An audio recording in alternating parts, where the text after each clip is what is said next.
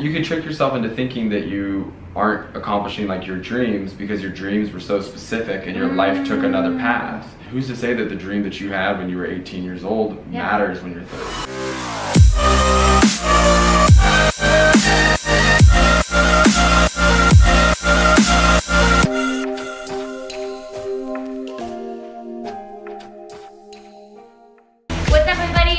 With the amazing actor, director, and producer, Alex Richanbach, and he just directed an amazing film called IBIZA, which you guys have to go check out. It's on Netflix. We're in a hotel room. We can do whatever the heck we want. Nikki! I'm fine. You sure? I just didn't know it was 2 beds.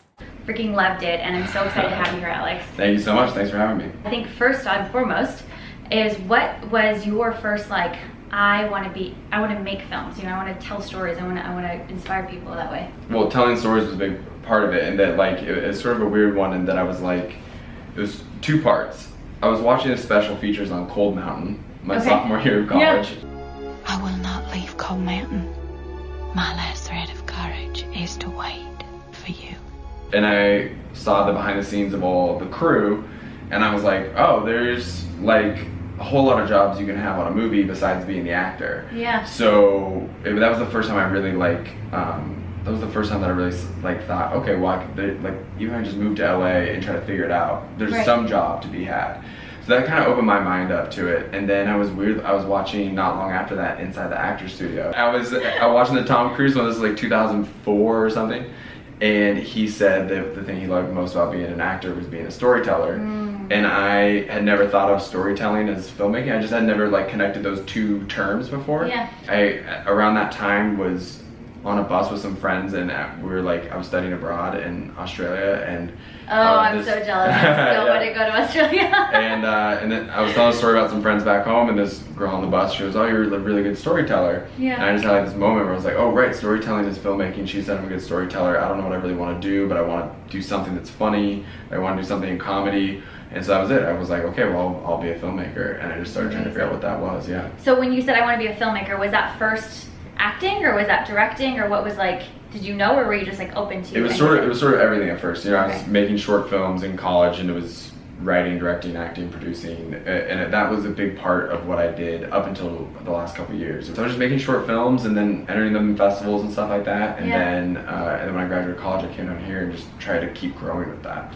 And so what would you say to other aspiring filmmakers out there that are like that? You know, you're in college, you see this thing that inspires you, and then what would you say to them right now? Like, what's the first step to making you just it got to reality? make. I mean, I know this is like almost a cliche at this point, but you just have to make stuff. You just have to make you have to just make as much as you can and try to learn about yourself and learn about the process. For me, it was like with each thing I made, the reason I would enter it in festivals, and I think that the internet is really like changed the purpose of festivals, or it did for a while, and now I think it's so crowded that festivals have like a new purpose again.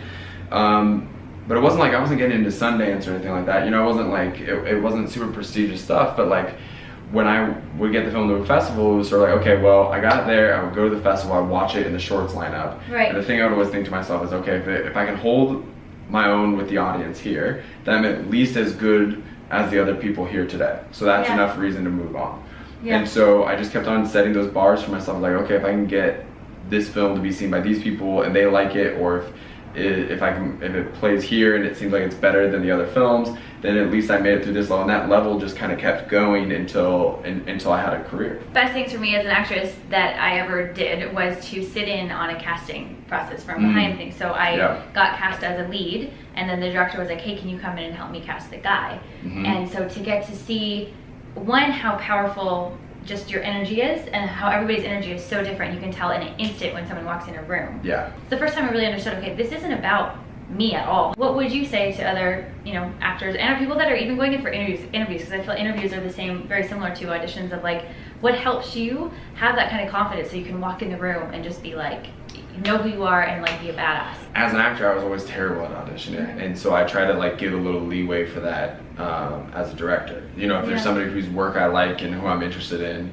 if they come in and it's not a great audition, I try not to write that off. You're now in an uphill battle because if you like somebody and they come in and give a bad audition, the producers, the studio, whoever is going to be like, well, they don't audition well. I do think there's 2 different processes there.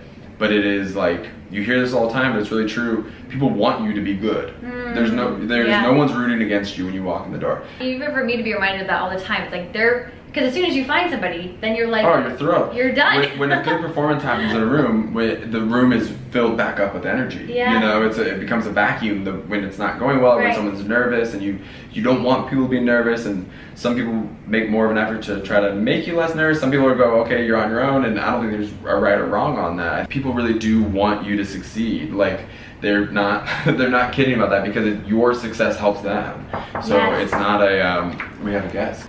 Oh, thank you. It doesn't matter what is going on, like validation for your parking matters. Like, do you ever get caught in kind of like autopilot stories that disempower you, and what helps you to change them and disrupt them into an empowering one? I think that like the number one thing for me, and it's gotten a lot better over the last few years, but the number one thing for me is I have a really good friend who's also a director who we always joke that one of the things we have in common is that we know, the one thing we know for sure in life when we lay our head down on the pillow at night is that no one likes us. And and we also, maybe we functionally know that's not true, but it's hard to make yourself feel that. You know, I think it's like very easy to just assume that people don't like you and that you're being judged, and then you start to realize that everyone's so caught up in their own world that I think actually people have less time to judge other people or dislike other people than we give them credit for, because they're more worried about themselves. And I think that that's a thing that I've let go of in the last couple of years, is in terms of, I try not to worry too much about if other people like me. It's a false fear. It's not a thing that's based in reality. It's a thing that's based in something else entirely. And so, as I love saying that fear is false evidence that appears real. You know what I mean? Like none of it, most of all of our fears aren't necessarily even real. We like are fearing them because they're future, you know? Yeah, and once you kind of let go of that and you go, okay, well, like, then I can just live my life and I can just do it. And I think that, especially I think as a director, I feel that sometimes on set where it's like, well, when you're the boss and maybe you're making an unpopular decision of something, or maybe you just judge it as an unpopular decision, you can't let that dictate how you live your day, because you still have to go and be clear of head so that you can make good creative decisions as you keep going. You can't worry too much about how you can't worry if like someone's annoyed with you or something. I think it's also, I mean, you don't want to be a jerk, you don't want to like do bad things that hurt people, but also like you can't spend all your time thinking about what other people might think about what you did. So what helps you stay in a frame of mind of like not letting that affect you? I think it's well, part of it is just routine. Like just years now of practicing that and creating. I think that when you're in a job that is as unstable as this, both in terms of the people you work with change all the time, the places you work change all the time, the job you're on changes, whether or not you're working changes, all those things. You have to create a personal routine that you have stability in both mentally, physically, all that kind of stuff, so that you know what you're kind of like, you can ground yourself. So what's your routine? Like what helps you?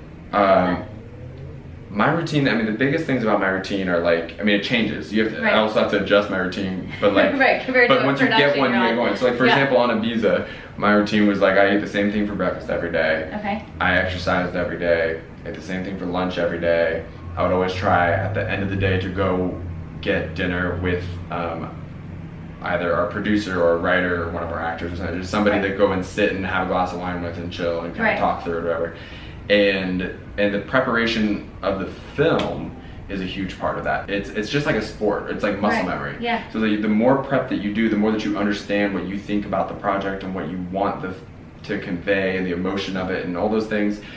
The more you practice that through the prep process, then on the day when the chaos is happening, you're already instinctual about it. So you just talked about routine, right?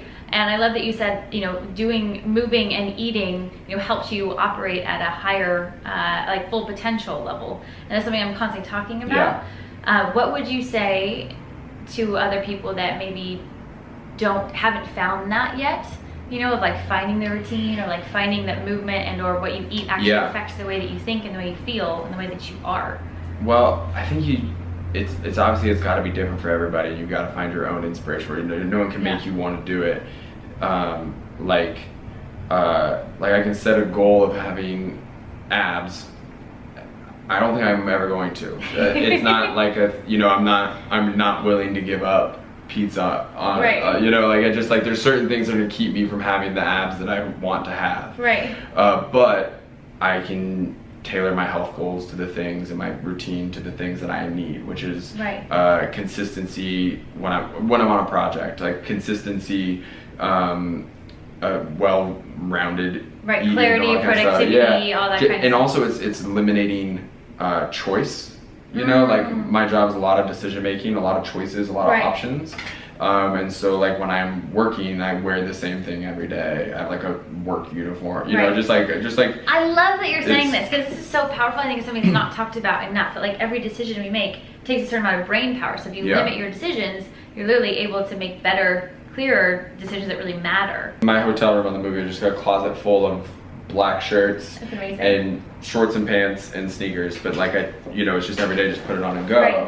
And order the same thing for food every day, all that kind of stuff, and I run the same amount, I do all these different things. Like whatever I'm doing, it's to help clear my head and to make me feel physically strong enough to get through the day, which can be a 12, 14, 16, 18, 20. Which most you know, people there's don't some know days about that were films. 24-hour days. There's days Yeah. where we'd wrap and go at 5 a.m.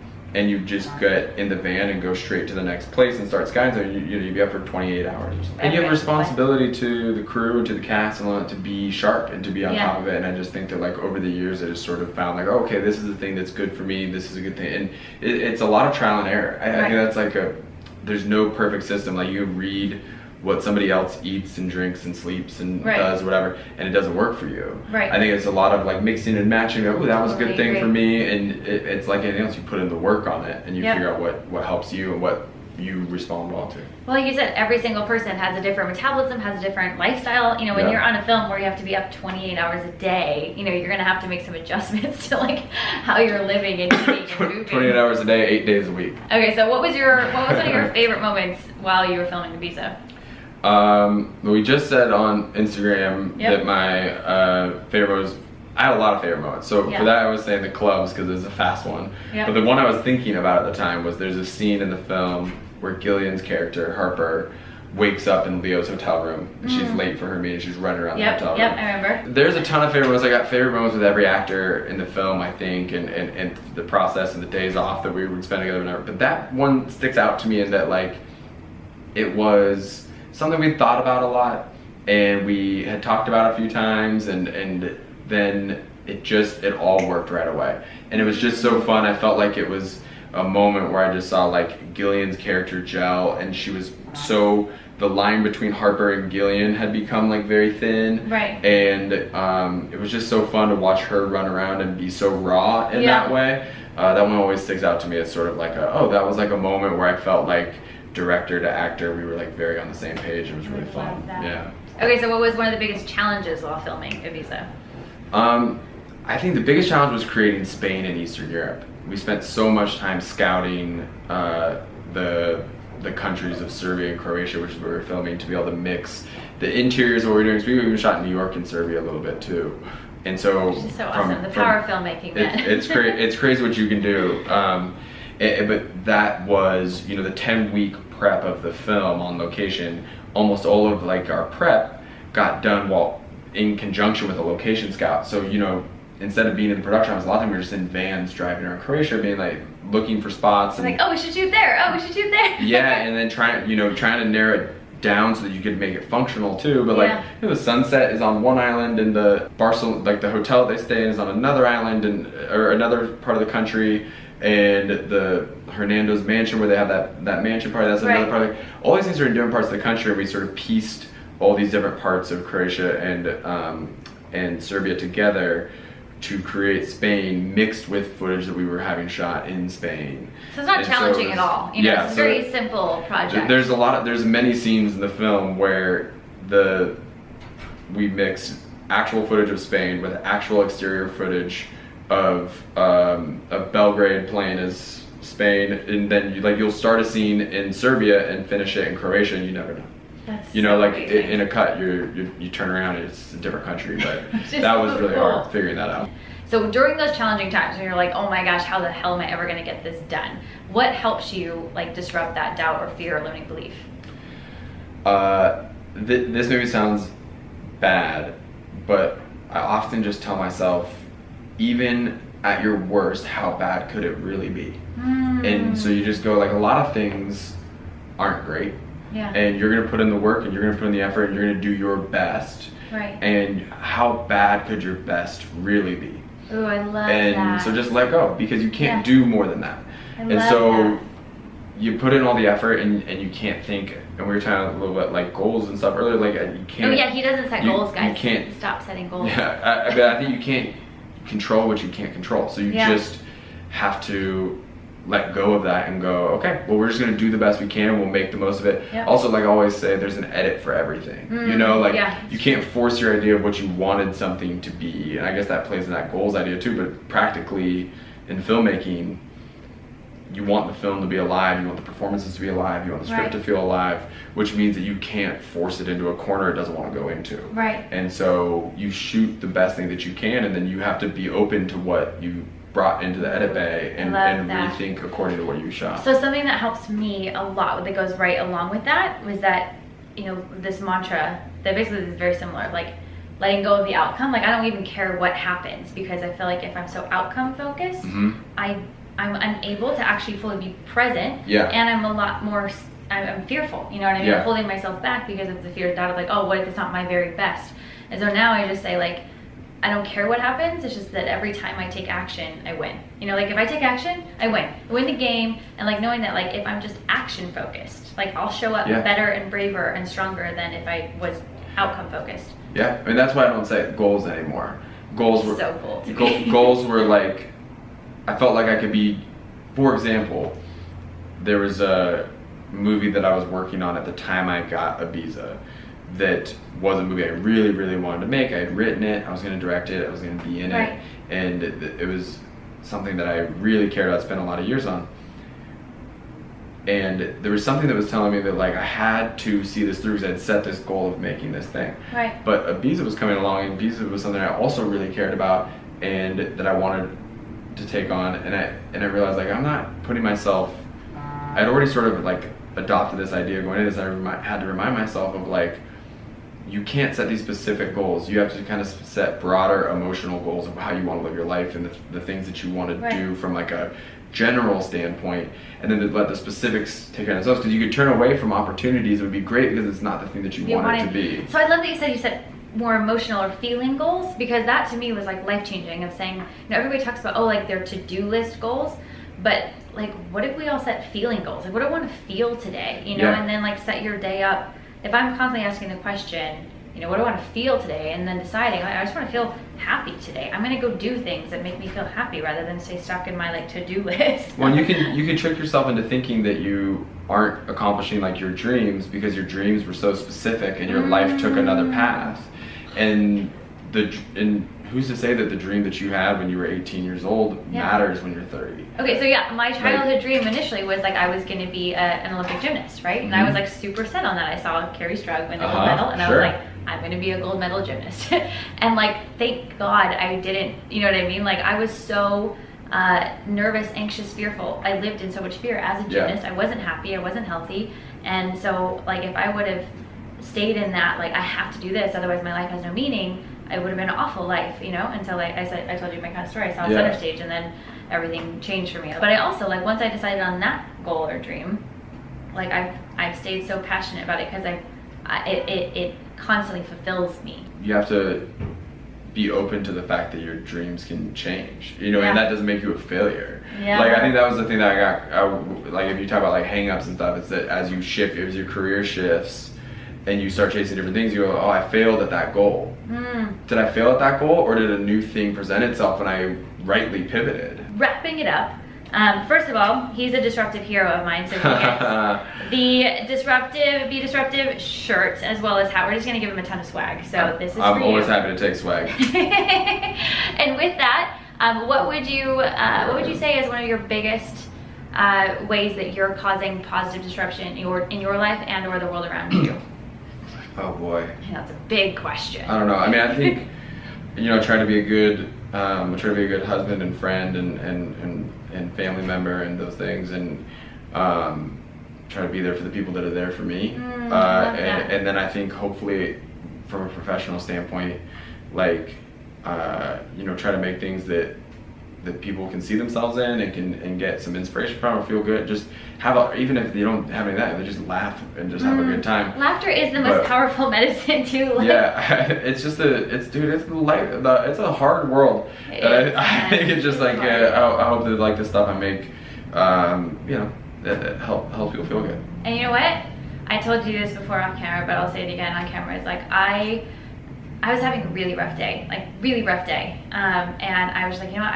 I need a good movie in my life, and thank goodness I found IBIZA, because that's the day I found it and watched it, and like I went from feeling so sad about life to feeling so just inspired and happy, and like I just laughed when before all I could do was cry. And I really did see myself in all those characters and was like, you know what? Like it gave me such a lighthearted, like loving energy, and especially as an actress, it like lit me up. I was like, oh, those are the kind of movies I want to make. Those are the kind of stories I want to tell, like real life. You know, I just did. It was such an amazing job, you know, as a director, like really telling a story that makes people feel like they can really see themselves in those characters, and one that makes you want to travel and like live life and adventure with your friends. You know, like it's comedy, but there's so many great messages in there. So like I just celebrate you and congratulate you. Well, thank you very much. You're making my day, so thank you very much. Awesome. So make sure and check out IBIZA on Netflix, and also go follow him. All the links are below, but on Instagram it's at Alex Richanbach. Yep. And yeah, and please leave comments and questions and share this with anybody that you think needs to hear it. I mean, everybody in my mind needs to go watch IBIZA because it's not good, and it'll make you laugh and it'll make you feel super inspired about life. And as always, keep causing a ton of positive disruption in both your own life and the world around you, and just share your story, because you never know what happens by sharing your story. I mean, you could literally change somebody's life just by doing that.